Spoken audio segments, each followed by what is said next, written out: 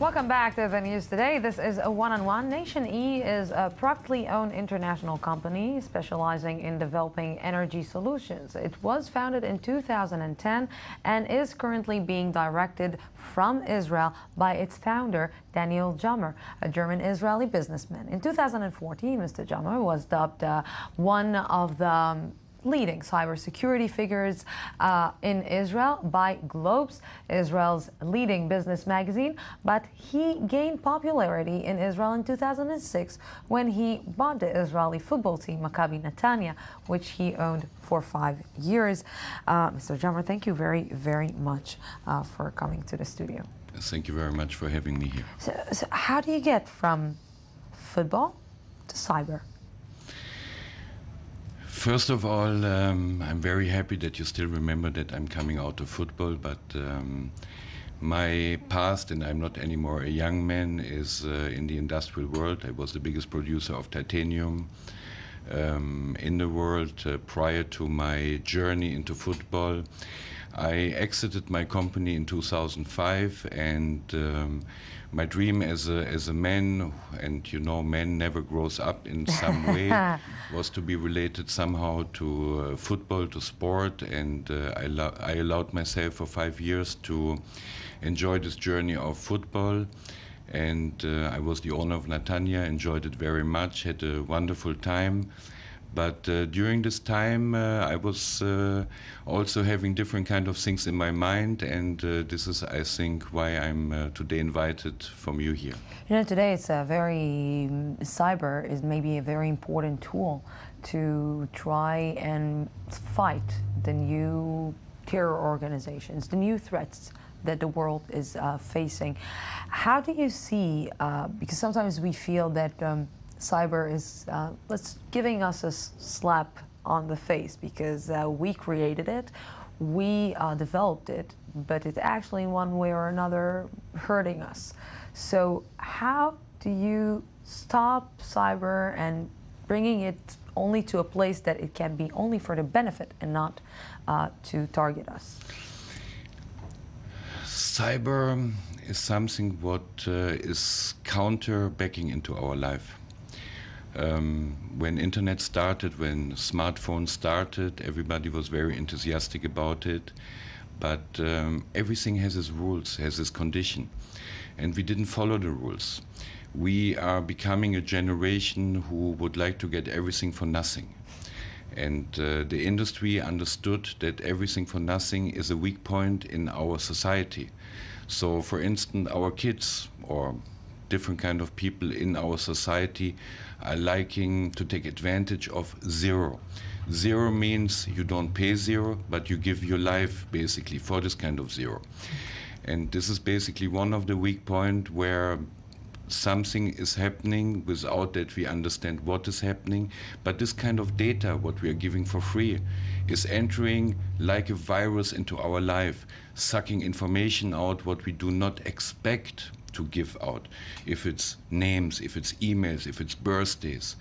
And this kind of happening is only the beginning of a very ugly journey what is in front of us. Can we live without it today? We cannot live without this kind of equipment, but we need to learn to become more aware of threats. We, when it's cold, we are wearing different kind of clothes, like in the summer. If it's hot, we turn air conditioning on, so we know basically what is good for us. In the world of cyber, we need to learn how to live in order to prevent threats, because at the end, it comes from human terror, from human society, from human infiltration. So it is all about us. And if we understand that us is one of the biggest problems, this is basically how we can conquer this kind of threat. How do you fight us? Because we, like you said, we created it. We gave it the stage that it's in right now. How do you fight us? Look, our behavior is changing. We take today our mobile devices. We would like to have an email address for nothing. So we take Gmail, we take Yahoo. And we believe that we are smarter than smart, and smarter than smart is basically not the attitude to win this game.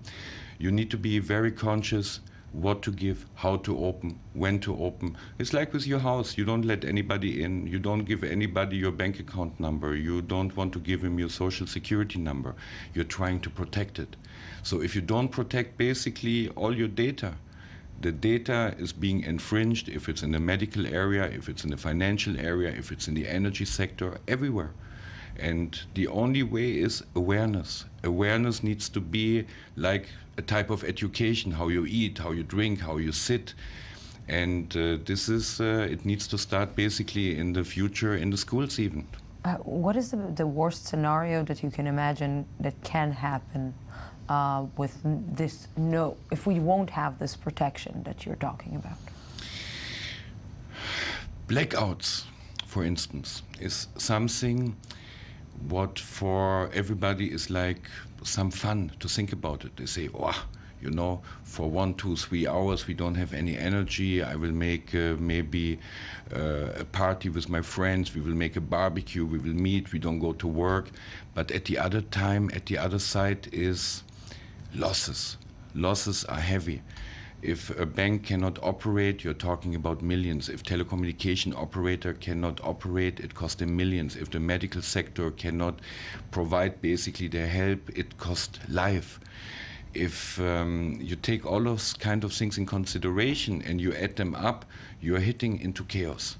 And this kind of chaos after 24 hours, and this is basically the report we are working with, people are changing. They are changing their behavior, changing their attitude, and you have like war scenarios around you.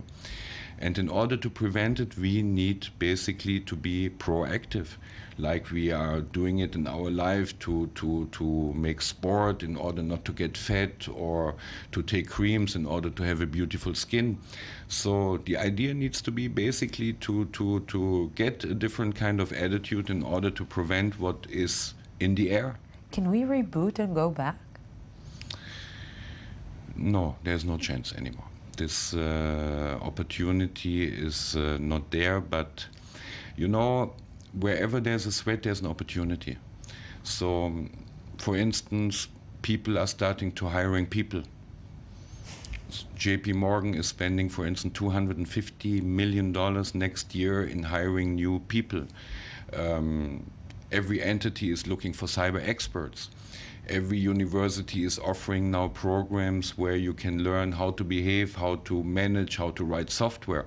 So you see that in every threat there's an opportunity, and this kind of opportunity will create new awareness, will create new wealth, will of course also affect our life, that pictures are getting stolen and medical infrastructure are happening, and even CEOs will be fired, because the result of this kind of things is basically to lead an organization and to secure it, because shareholders, investors, they don't want to see their company plunging by inexperienced infrastructure, and we have today an obligation to educate the market.